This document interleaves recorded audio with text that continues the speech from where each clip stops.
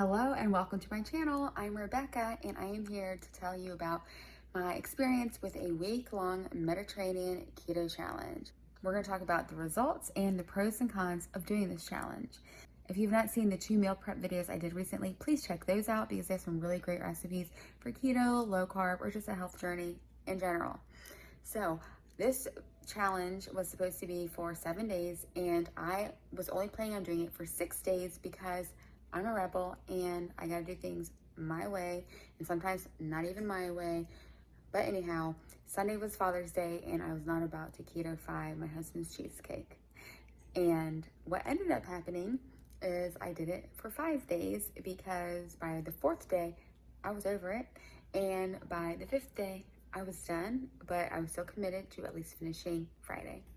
Now, I did film all 5 days, but that would have been a super long video, and I actually wanted you to watch it, so I'm not going to share the full week like I was planning. I'm just going to share the first day.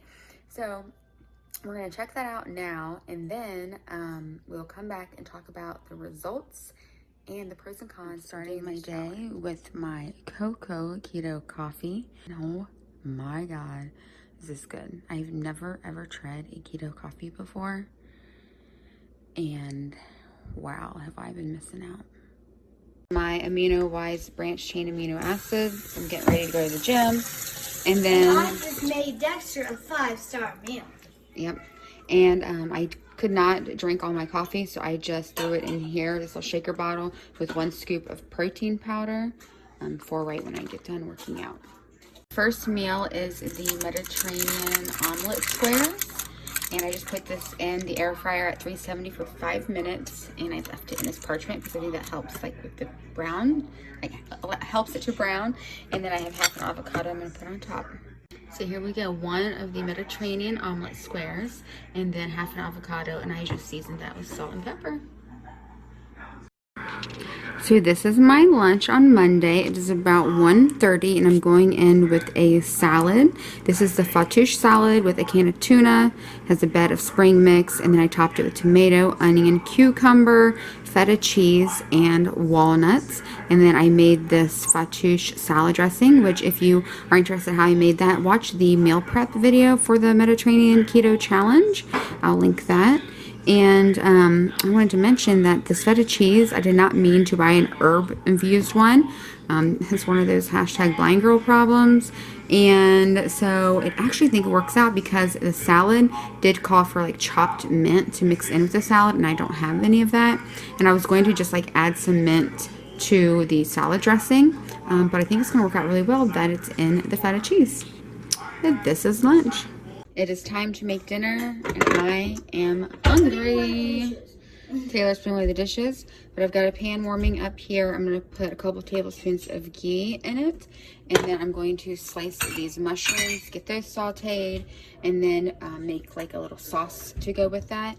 We're going to roast up the asparagus, and these are the chicken breasts, and we're going to bake that, and then I'm going to put it all together, and I'll show you what it looks like.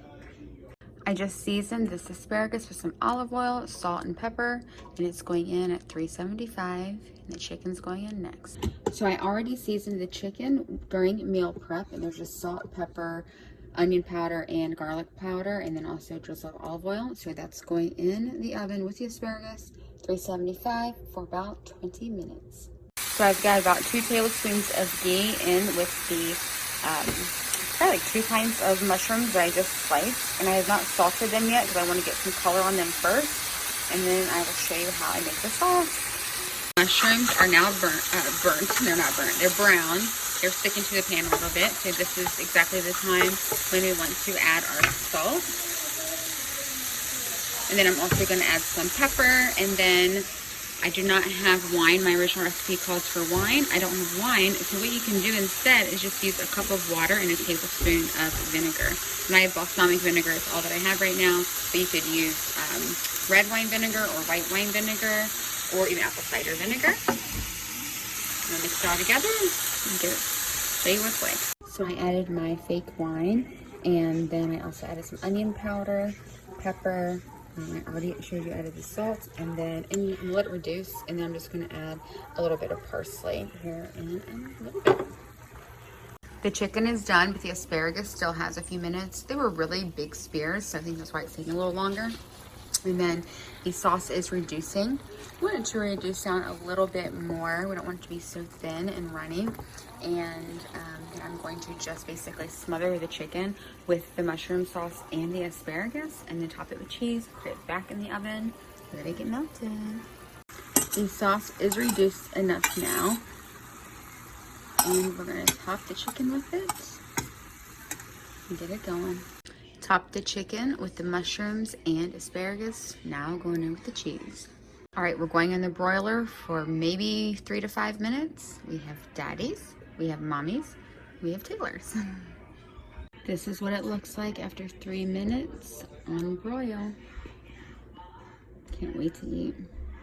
So I am finishing off day 1 of the Mediterranean Keto Challenge with some chocolate and some walnuts. I forgot to mention too that I did have a serving, like a handful of nuts and a handful of green olives and 1 string cheese after lunch today, but I was having some trouble with my camera, so I could not film it. Basically I have too much stuff and I had to get rid of it. But anyhow, that is the last meal for today. Okay, so that was delicious. And Chris had the chocolate. It's like, I think it's 86% cacao. And he's like, it's basically gross. And I freaking love it. Like, I do not like things really sweet anyway. I've never been really a big sweets person, more of like the salty kind of gal. But when I would just take like a bite of the like chocolate square with a walnut, and it freaking tastes like brownie. Like, that's what it's like.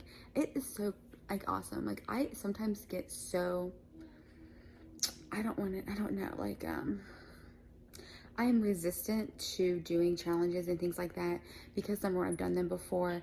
I don't think it's always a good way to like really have like sustainable weight loss, because a lot of times it's not how you really would want like go about and live your life.